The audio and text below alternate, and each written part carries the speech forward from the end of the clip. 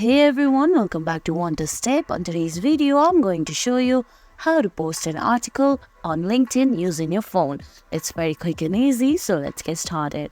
First, you need to know it's not possible to post articles from the mobile LinkedIn app. What you're gonna do is go to the preferred browser and type in linkedin.com, give your login details and log into your LinkedIn account. Then on the address bar, there's a AA option, tap on it. Now from the drop-down menu, you have to select Request Desktop Website and your screen is somewhat gonna look like this.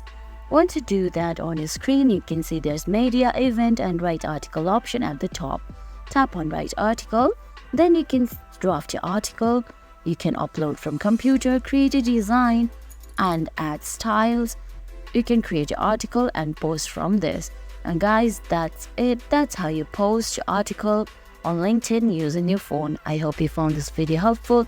If you did, please give it a thumbs up, leave a comment, subscribe to our channel and hit that bell icon. See you in the next video. Thanks for watching.